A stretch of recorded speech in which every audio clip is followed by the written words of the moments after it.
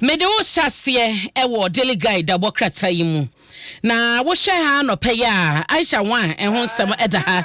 na sije ne atiefo nyina bɛka isa sɛm a yedi bu nkɔbɔ ma wo no ɛne sɛ nipa nan bia na ɛka Aisha ho ɛna ɛne kane dwamtene de ma MPP amanyoko no chairman Blay na wɔno yɛ manim ni nti ne fem ɛyɛ Blay na associate no ɛna amane ne beto dwa so ma so asɛm ni mu a wɔmo ɛkɔtwitwaje wɔmo na no na Ghanafoɔ emini ya wɔmati kokum wɔmo so wɔmo ntia sɛ ye no ane sɛ na me obi a wɔyɛ national chairman pɛn ye ba no sɛ cabinet krompo mampani ni na pamfo ahia ɛpɛ strategies akwan ɔmo de bɛfa so atu galamsa sɛ wo ka ho bie na na obi akɔbɔ sa abra ne bi ni akye na wo na wo kwakɔgyina mu akɔtwitwaje no sɛ mranim ni na wɔde nkyɛmu aba wɔ se Aisha ye kana semi onye ne client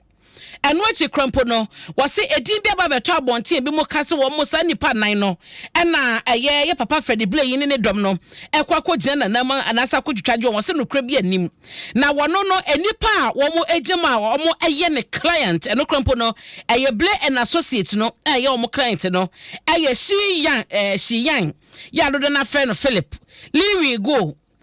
she mizi omo nyina Chinese fo ena de otoso nan no eye enguyem tita abna bibi ni anya botre bibi ni aya nya botre bibi ni ma keka ko eya bloody adis make am bono simple chaw no make am omitim no make am simple papa me nya botre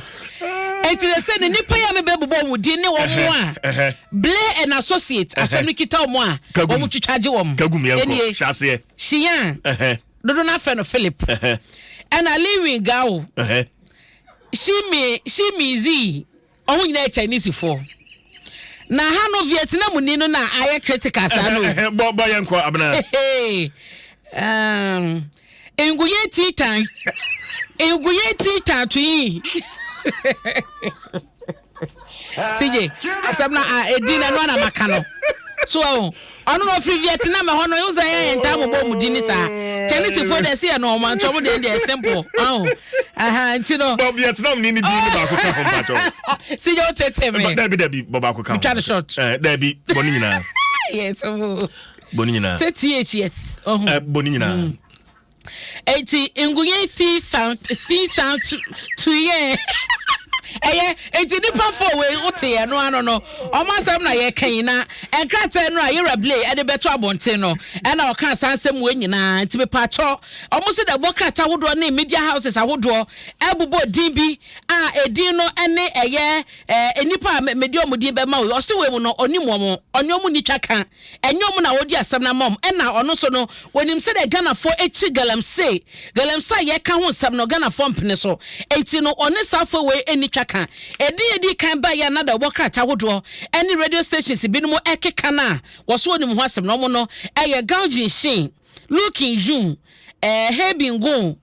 na Zanzipin wo mo ni nipa nan a wo mo eka Aisha ho oso onim mom nyom atam na yeka wo ho enti mpacho pa eno ye Blay asam a wode aba betudwa na delegate anim ha ya no na Apostle Eric Nyameche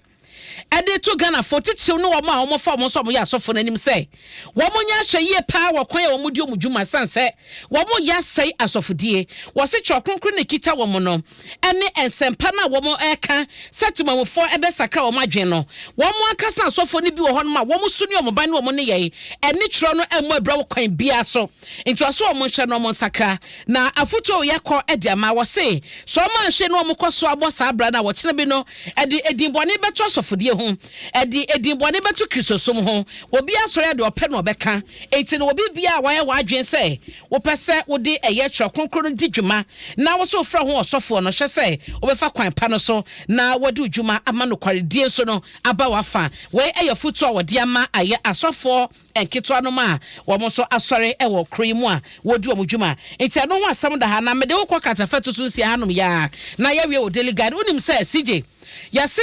officer bi police officer bi ya che no aka nipa nan bi ho mabo ebi mo kro no sika 1,556,500 Ghana cedis say ombe mo madwuma titiw eba no prisons police fire service any de keka ho na omo giu sika na ne aka cho say nipa do so na ya che won nipa no police ni ba ko ne ka ho so ho na Ama ya chiomo no. And they bebre na wo ho. But for now. Na say obaka my 2. Aye. First in any so na be you no oba show you so. Yeah. Na officers, police officers, fire service for, prisons for, womu sishe mu a internal. Ebi etua as high as 30,000 Ghana cedis. Nipa ba ko ya jene 30,000 Ghana cedis. Say ye man police adwuma. Say na nkasa sije wonim. Ye man police adwuma. E de ekoso kromu ana ya reho. Wo obeka cho say evidence wen.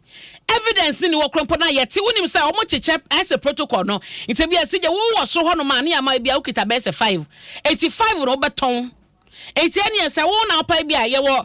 junior officers so sika ye je. Ebi tua 5,000 Ghana. Ebi tua 10,000. Ebi tua 15,000. Ebi tua 20,000 ene no say wo ba bia wie senior high na so university bi. Na opeso okoko represents mu na wo ni sika ne da ho no ma akora no onko because protocol na ye be for body be wie no na ayi akonye na beda o senka de ayi genuinely do kita nkrata o de ko no eye kituwa bi. No wonder the quality of personnel. That is it. Because me tua sasa we no na me pie na meka nche me maye adwuma na kro because me tua yansa na menya adwuma no.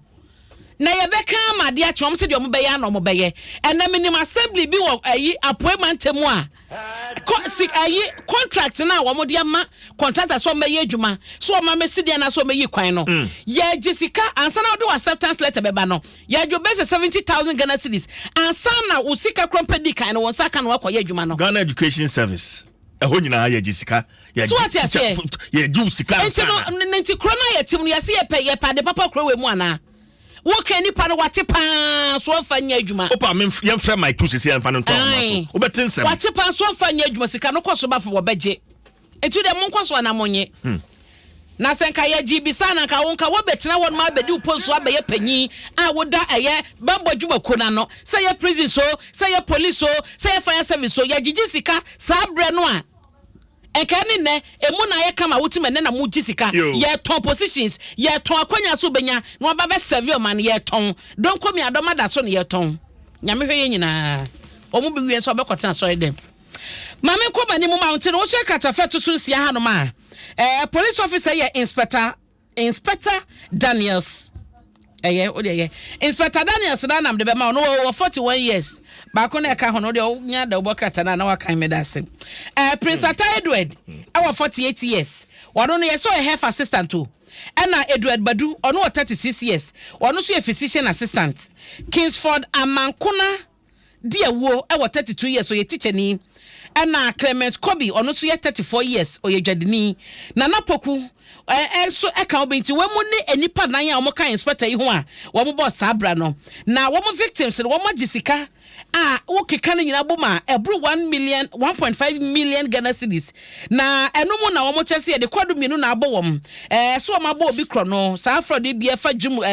kwati kwan bi so age wo mo sika na so wo mo bo madwene pose wo mo tu anamo bi a etisa enti police kwadu bofo no chief inspector Emmanuel Samson wono na wode to court ani ma na chese Eric Denny etina dwam ena wode ato nanim ese de koso no ene se enipa mako hane aduokron wotwe 198 ena wo ma bom sakro no ebi mo ma omo university graduate ebi mo so senior high no ma wie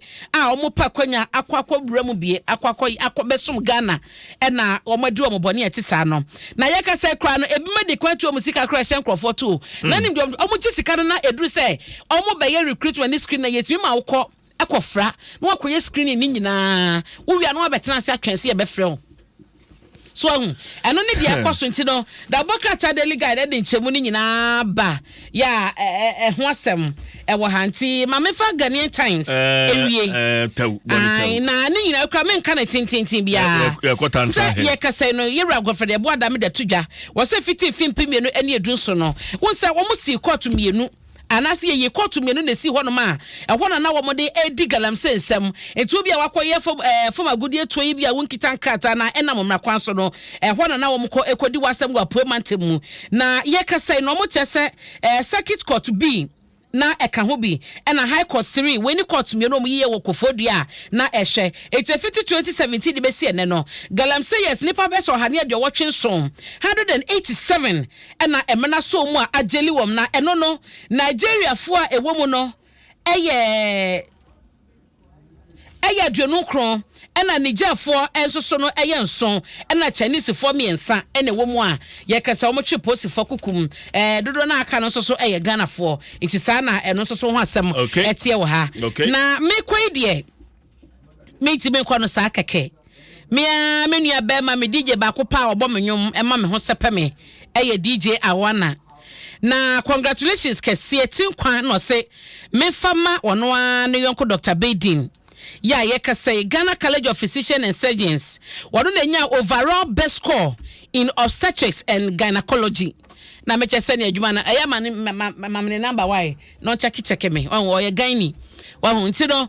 doc wa badwuma wasua de otuma bobe nyame nhira o na nimde bi akwaje ye ntete bi akwaje ye no wabomu emodin sei no ye nim so be practice so amana broso onya ya no mfo ibi obe practice amana broso enti moni adwuma ade nim so awakosua nyankopon mo a no nka ho ne fa ye adwuma so my Ghana na so ye no ma san so ye gyni me last born mebe wo nchen wate na bibia ye kama na yakoye nim ti no eti kwa kase ne ye de ma Dr. Richard Bedin wo shema the spectator da obokrata no bo ne ho amane e che adwumaden ne adwumaso a waye nyame hye obebre na wonto nkwanam emayen we fi DJ Awana enchen eti CJ okay me do wasi wate pasempa ya no wa cha sempa se me chia no na mo ka 9th market am ka se anadwo nko no mo ba na 9th market so wi anyina mo digwa asempa ba so obechemu obechirem oba obechirem